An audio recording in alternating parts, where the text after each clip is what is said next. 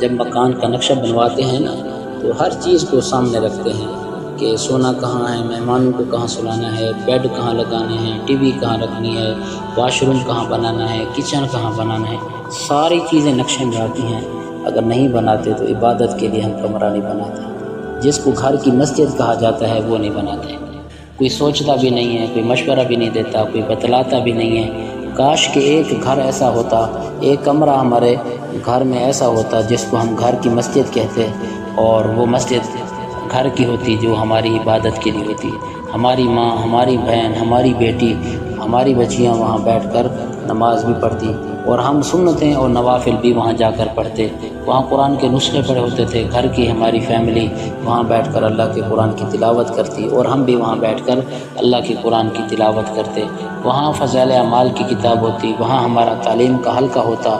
لیکن آج افسوس یہ ہے کہ گھروں کے اندر ہر چیز وافر مقدار میں موجود ہے، ہر طرح کا کمرہ موجود ہے، ہر طرح کی آسائش موجود ہے، راحت موجود ہے، کچن VIP موجود ہے، واش روم میں ٹائل اعلیٰ قسم کی لگی ہوئی موجود ہے۔ اگر وہاں پر گھر میں نہیں ہے تو عبادت کے لیے کوئی کمرہ نہیں ہے۔ ہماری بیٹی، ہماری ماں، ہماری بہن جب قرآن پڑھنے کے لیے یا نماز پڑھنے کے لیے وضو کرتی ہے، پھر وہ مصلی کو پہلے نمبر پر ڈھونڈتی ہے۔ وہ کبھی کہاں پڑا ہوتا ہے، کبھی ڈھونڈتا بھی نہیں ہے، کبھی ملتا بھی نہیں ہے، اور اگر مل بھی جائے تو پھر اس کے بعد اس نے بچھانا کہاں پر ہے وہ جگہ ڈھونڈتی ہے۔ چارپائی پہ چارپائی، پیٹیاں پڑی ہوئی ہیں، بیڈ لگے ہوئے ہیں، صوفے پڑے ہوئے ہیں،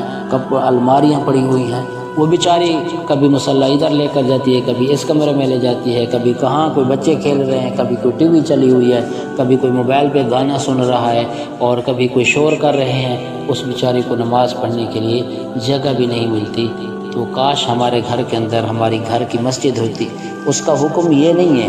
وہ ہوتا ہمارا گھر، لیکن گھر کی ایک مسجد ہوتی، اس کے اوپر وہ احکامات نہیں ہوتے جو محلے کی مسجد میں ہوتے ہیں۔ مثلا جیسے یہ مسجد ہے، اب اس کو ہم شہید کر کے اسی جگہ پر تو دوبارہ بنا سکتے ہیں، بڑی بنا سکتے ہیں، لیکن یہاں پر گھر نہیں بنا سکتے، اس جگہ کو بیچ نہیں سکتے، یہاں سے مسجد ہٹا کر دوسری گلی میں لے جائیں، ایسا نہیں کر سکتے۔ لیکن جو گھر کی مسجد ہوتی ہے، آپ اس کو کمرہ بھی بنا سکتے ہیں، آپ اس کو وہاں پر سو بھی سکتے ہیں، آپ اسکول میں پڑھنے والے بچے ہیں، ہوم ورک بھی وہاں بیٹھ کر کر سکتے ہیں۔ کاش ایسا کمرہ ہوتا جو ہماری گھر کی مسجد ہوتی، اور وہاں پر صف بچھی ہوتی، وہاں پر مصلی پڑے ہوئے ہوتے، خوبصورت قلین بچھا ہوا ہوتا، وہاں پر فضائل اعمال کی تعلیم پڑھی ہوتی، وہاں پر دینی کتابیں پڑھی ہوتی، تاکہ جس نے بھی عبادت کرنی ہے، جس نے نماز پڑھنی ہے، اور آپ نے نوافل پڑھنے ہیں، آپ نے سنتیں پڑھنی ہے، تو گھر کے اندر کاش کہ ایسا کمرہ موجود ہوتا۔ تو آج کے بعد آپ نے اپنے گھر کے اندر یہ مطالبہ رکھنا ہے، اور آپ نے اپنے ابو کو، اپنی امی سے یہ بات کرنی ہے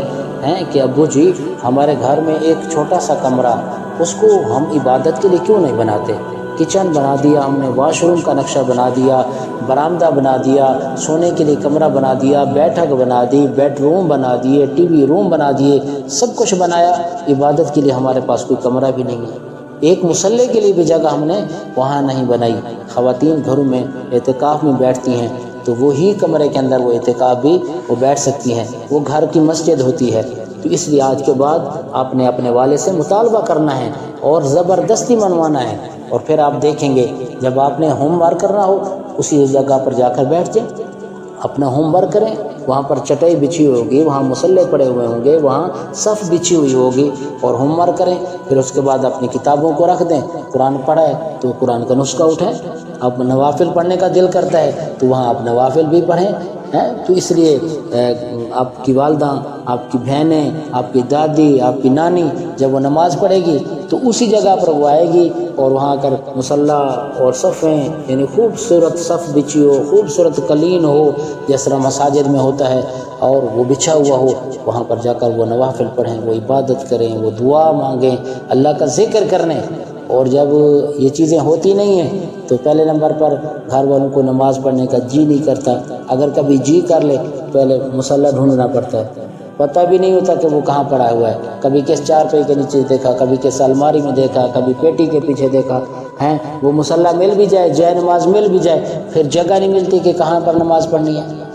ادھر چارپائی، ادھر بیڈ، ادھر پیٹی، ادھر الماری، ادھر بچے کھیل رہے ہیں، ادھر یہ کچن ہے، کہاں پڑھیں، جگہ ہی نہیں ملتی۔ پھر جو پکی نماز پڑھنے والی ہوتی ہیں وہ بیچاری نماز تو پڑھ لیتی ہیں، جو کچی نماز پڑھنے والی ہوتی ہیں وہ کبھی کبھی جائے نماز کو پھینک دیتی ہیں، چھوڑو جگہ ہی نہیں ہے۔ کتنی بڑے افسوس کی بات ہے، ہم نے اتنا مکان بنایا، بڑا مکان بنایا، اعلیٰ قسم کا مکان بنایا، ہر طرح کا نقشہ کے اندر بات کی،